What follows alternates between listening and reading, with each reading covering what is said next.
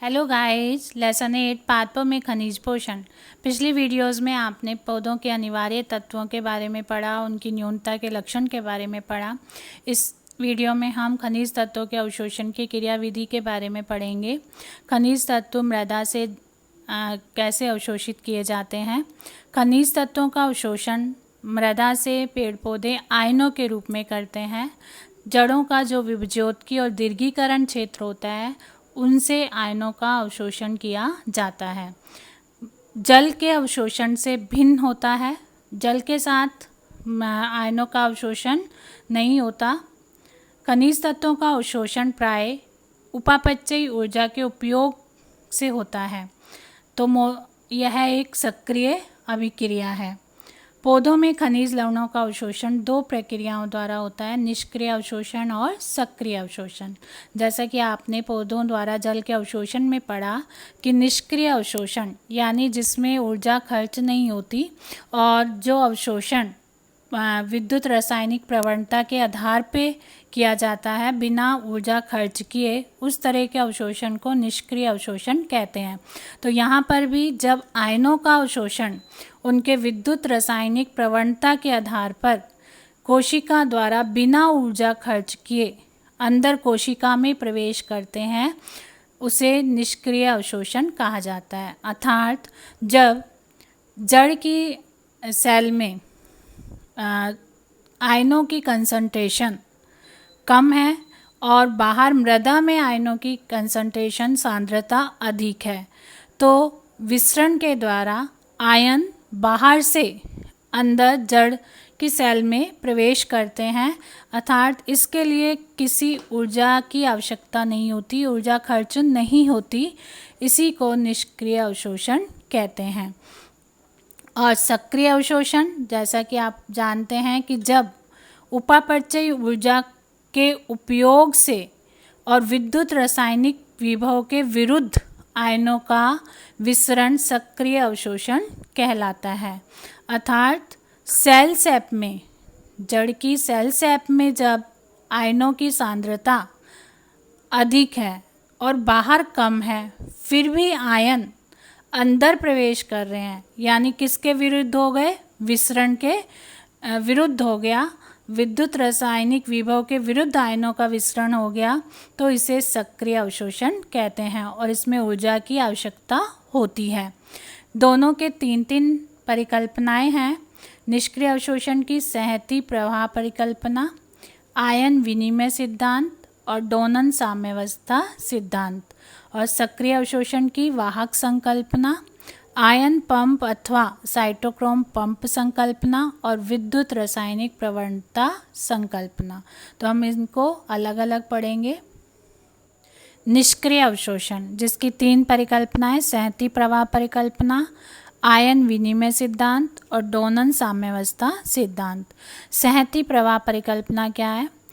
इस परिकल्पना के अनुसार वाष्पोत्सर्जन खिंचाव से जल के साथ साथ खनिज लवणों का भी अवशोषण होता है। जैसा कि आप पहले भी पढ़ा है कि जल का अवशोषण वाष्पोत्सर्जन खिंचाव के द्वारा होता है। ऊपर से तनाव उत्पन्न होता है और नीचे मूल रोम के द्वारा जल का अवशोषण किया जाता है। उसी तरह जैसे जल का अवशोषण होता है, तो सहती प्रवाह परिकल्पना के अनुसार जड़ द्वारा खनिज पोषकों के आयनों को भी ग्रहण किया जाता है। आयन विनिमय सिद्धांत, इस सिद्धांत के अनुसार जड़ की सतह अथवा बाह्य विलयन के मध्य निश्चित संख्या में धनायन व ऋणायनों का विनिमय आयन विनिमय कहलाता है।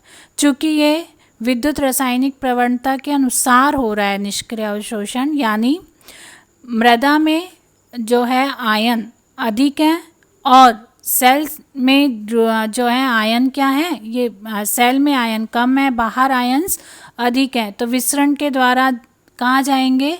अंदर की तरफ जाएंगे।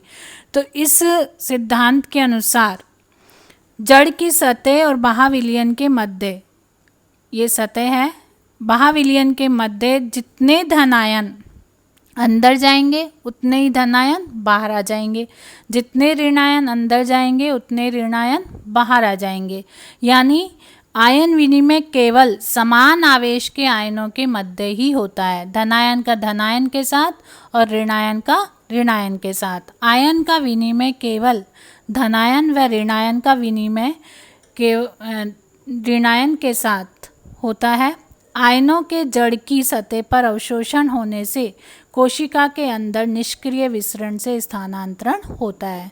चूँकि ये विसरण की विधि के द्वारा अधिक सांद्रता से कम सांद्रता की ओर जा रहे हैं आयन, इसीलिए यह अवशोषण कैसा है, निष्क्रिय अवशोषण। इसमें किसी प्रकार की ऊर्जा की आवश्यकता नहीं होती। डोनन साम्यावस्था सिद्धांत, डोनन ने 1927 में यह सिद्धांत दिया। इनके अनुसार जो है कुछ आयन जो है कोशिका झिल्ली के बाहर गति नहीं करते। जैसे ये सेल के अंदर है, ये सेल मेम्ब्रेन है और ये बाहरी जो मृदा में है वो आयन्स हैं। तो कुछ आयन जो अंदर वाली सेल में है, जड़ में, वो बाहर की ओर गति नहीं करते, तो उन्हें क्या बोलेंगे, अविसरणशील। तो इसमें कैसे होता है आयनों का सांद्रण, आयनों का विनिमय कैसे होता है? तो इसके अनुसार जितने धनायन इधर हैं और जितने ऋणायन इधर हैं, उनकी संख्या, डोनन साम्यावस्था क्या कहती है कि ऋणायन और धनायन बाहर और ऋणायन और धनायन अंदर की संख्या क्या होगी, समान होगी। ये अवस्था क्या कहलाती है, डोनन साम्यावस्था। तो जैसे यहाँ 8 धनायन है और 8 ही ऋणायन है, तो 8 इंटू 8 धनायन इंटू ऋणायन 64। इधर भी धनायन 8 हैं और ऋणायन भी कितने हैं, 8 हैं। लेकिन ये क्या है, अविसरणशील है, ये बाहर नहीं जा सकते। तो डोनन साम्यावस्था के अनुसार अभी तो इनकी संख्या समान है, 8 इंटू 8 64, 8 इंटू 8 64, ये डोनन साम्यावस्था है। लेकिन जैसे ये क्लोरीन आयन है, ये अंदर चले जाते हैं, तो यहाँ ऋणायन बढ़ जाएंगे और ऋणायन बढ़ने से ये धनायन भी अंदर की तरफ जाएंगे। तो इसमें भी किसी प्रकार की ऊर्जा खर्च नहीं होती। तो यह कोशिका में सांद्रण प्रवणता के विरुद्ध तत्वों को एकत्रित करने की दशा प्रदर्शित करता है, क्योंकि पहले ये साम्यावस्था में है, लेकिन ऋणायन अंदर जाने से धनायन अपने आप अंदर जा रहे हैं डोनन साम्यावस्था को पूरा करने के लिए। इसीलिए सांद्रण प्रवणता के विरुद्ध भी तत्व अंदर गए, लेकिन किसी प्रकार की ऊर्जा खर्च नहीं हुई। इस सिद्धांत को डोनन साम्यावस्था सिद्धांत कहते हैं।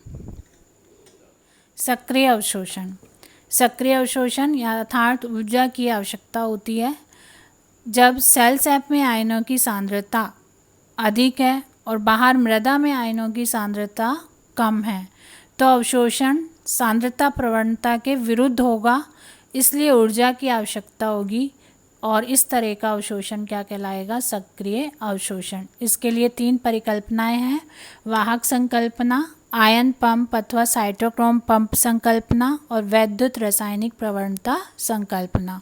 तो फर्स्ट लेते हैं वाहक संकल्पना क्या है। वाहक संकल्पना दी थी वॉन डेन होनर्ट ने 1937 में।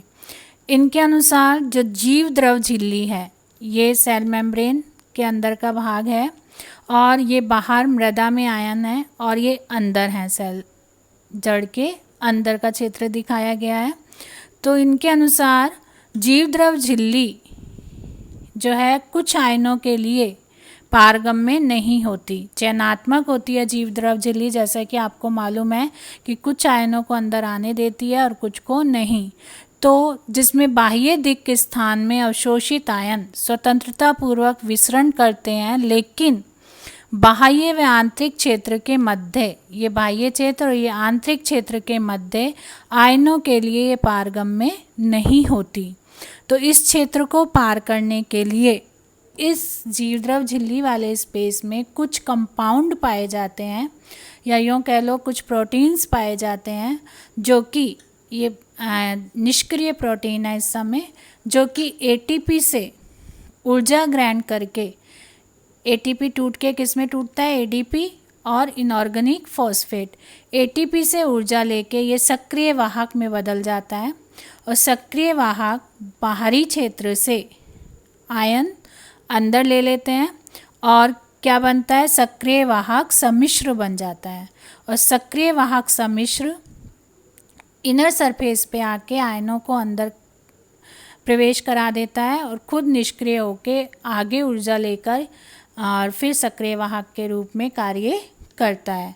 अर्थात वाहक, ये वाहक है, निष्क्रिय प्रोटीन है, इसने एटीपी से क्रिया की, वाहक प्लस एटीपी क्या बना, एटीपी किस में बदल गया, एडीपी में, और ये वाहक किस में बदल गया, सक्रियक वाहक में।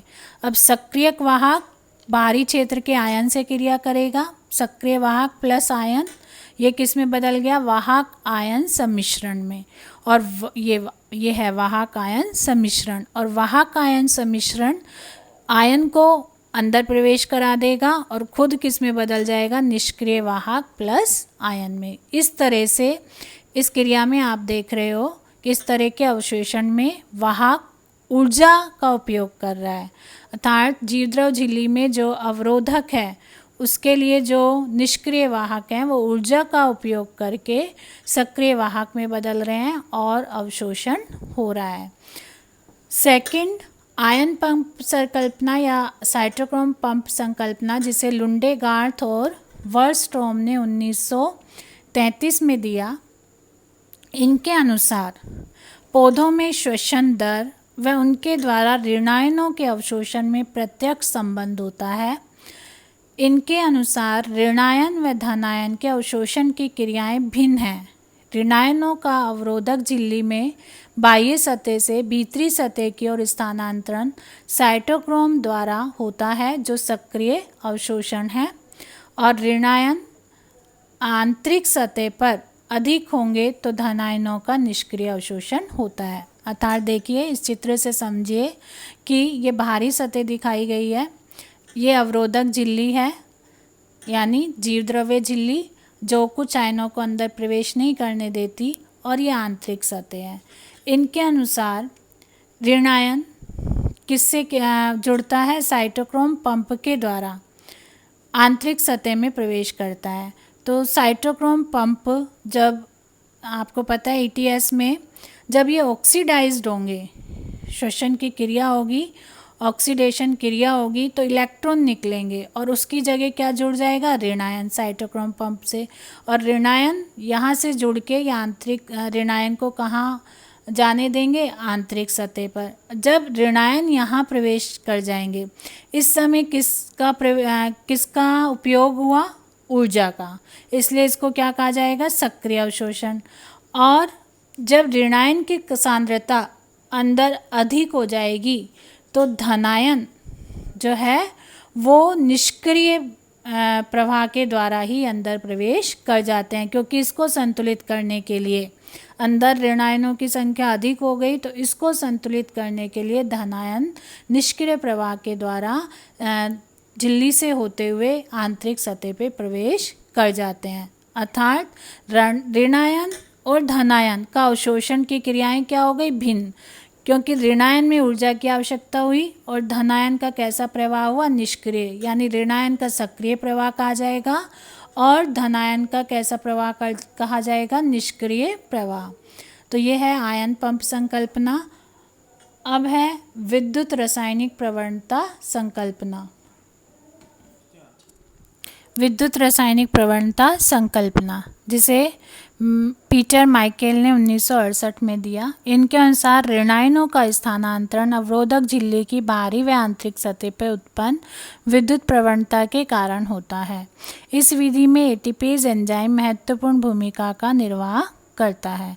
तो इसमें एटीपेज एंजाइम जो है वो एडीपी और आईपी में टूटता है, जिससे जल का हाइड्रोलाइसिस होता है H+ और OH आयन में, और H+ को बाहर निकाला जाता है और H+ बाहर चले जाते हैं, तो अंदर हाइड्रोक्साइड यानी ऋणायन की सांद्रता बढ़ जाती है। ऋणायन की सांद्रता जब बढ़ जाती है तो बाहर से ऋणायन कहाँ प्रवेश करते हैं, अंदर की ओर प्रवेश करते हैं। तो ये तो हो गया ऋणायनों का अवशोषण। अब जब ऋणायन अंदर अधिक हो जाते हैं तो कैटायन भी यानी धनायन भी अंदर की तरफ प्रवेश करते हैं।